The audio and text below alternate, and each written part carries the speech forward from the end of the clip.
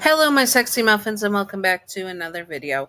Now, the winner of the votes for this one of their rivalry, which is Adult Charlie and Henry Emily and William Afton all being Yandere for you, the non-binary bisexual listener, is a Charlie was the next one up for one-on-one time, but it is the vote after that was how she met you. And this might retcon some stuff. I don't know. I'm too lazy to go check to do that. So this will be the how she met you stuff and all that when you guys got to college and such. Now let's get on to it. First disclaimer. Henry Emily, Charlie Emily, and William Afton are not Yandere and canon. This is just for fun and not to be taken seriously at all. Simping for fictional characters and yanderes is fine. Just do not be illegal or gross about it. You know who you are, you dirty flaky biscuits. Yanderes are not ideal partners to have in real life.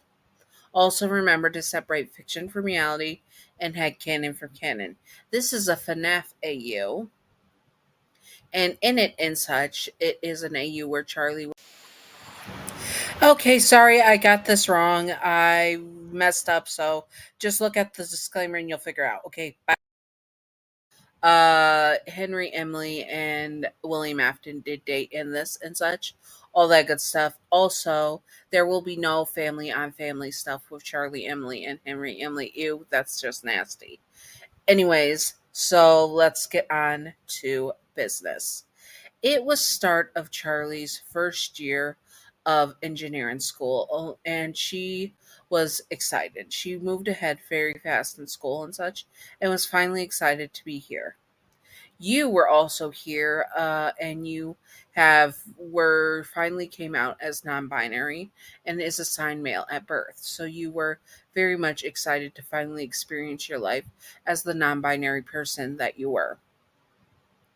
Of course, the dorms are co ed because why not? And you got partnered with having a roommate that is Charlie Emily. You walk into your room and see that she is putting up old FNAF post, not FNAF, sorry, old Fredbear posters, sorry, Force of Habit, old Fredbear posters, and you look at them. Hey, you know those? You'd say, as they were one of your biggest inspirations for going into uh, robotics in the first place. Oh yeah, my dad, Henry Emily, and his partner made them. Your eyes widen. You are Charlie Emily, you say, catching your breath, and she nods her head. Yeah, how do you know me? I love your dad's work. He is one of my idols, along with William Afton, you tell her. She nods her head and looks at you, really looks at you. You were stunning, beautiful and handsome, and just all around gorgeous in your own way. It made her blush. Oh, that's great. Maybe I can introduce you to them someday. You nodded your head rapidly and smiled at her, and she smiled back. You guys got to unpacking and decorating your sides of the room and getting everything ready. Then you look over at her and smile. Hey, do you want to go grab something to eat? My treat, you tell her. You wanted to ask her on a date, but didn't want to seem too pushy since you just met her. But she was rather cute, and you were feeling the butterflies and wanted to go explore that. Like a date? She asks a bit eagerly, looking at you, and your face goes 20 shades of red. Yeah, you say, blushing even more. If it's fine with you. If it's not, we can just go as friends, you say rapidly, trying to backtrack if you really didn't want to look like a super simp. No, I would like to go on a date with you as well. I don't know why, but you just seem really nice. You nodded your head as you guys were talking for an hour, and it made sense that since you both seemed to click, that you would go on a date. So you guys go out and you go to a local diner and start to talk about what your dreams were, what classes you were taking. You both were taking robotics and engineering and all that, and a little bit of coding. So you two would be seeing a lot of each other. And that was great because you could also study together. You guys made plans to study together and help each other out throughout the year. You did not know it, but you both were basically already a couple. It would just take a few months to get there. Charlie, though, Charlie, though, was beyond smitten, and she wanted to keep you to herself. When the waitress shamelessly flirted with you, she purposely tripped the waitress, who dropped the food all over the floor and got some on her. That would come out of her paycheck. Charlie was shocked. She didn't know why she did it.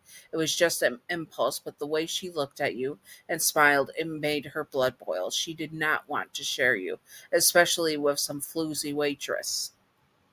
You were shocked at that she tripped but helped her up, and Charlie decided to help her up as well, just so she could step accidentally on the waitress's foot. You guys soon got a fresh food that was not on the floor, and you guys continued to eat. The waitress avoided your table since then, and Charlie was happy about that. She was not going to share you. You were going to be hers, no matter what. You guys eat and talk and just have a great time, and you talked about your childhood interests, how you got into robotics, all that stuff. It was a really good time. So you want to be in robotics like your dad?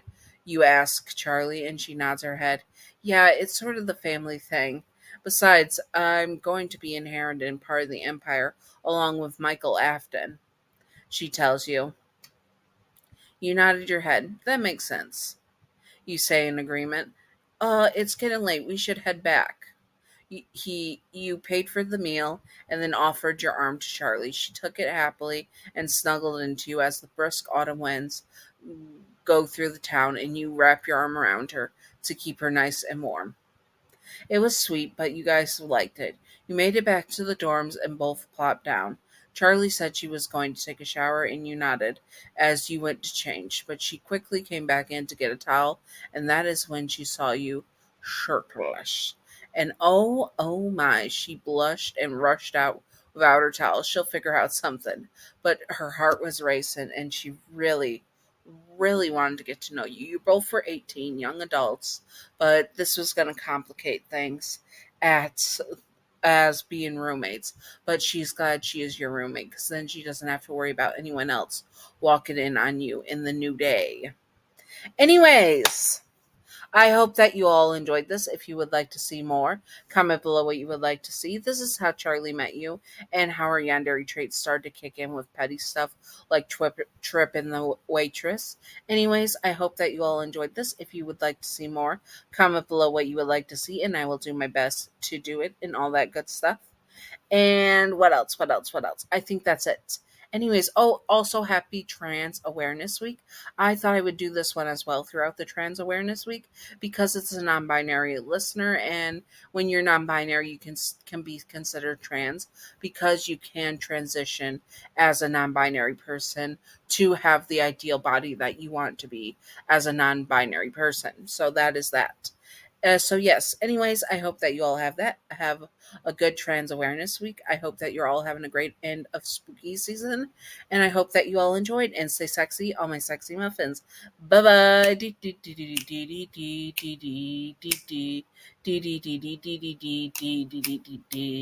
Secret outro time, secret outro time, secret outro time, secret outro, baseball bat. Welcome to the secret outro, and the secret outro question of the day is: if you met Charlie as her roommate, would you be wanted to stay her roommate, or would you not want to be her roommate? I'd be fine with her as my roommate, honestly, romantically or not. Anyways, I hope that you all enjoyed this, and if you would like to see more, you know what to do. And stay sexy, all my sexy muffins. Bye bye.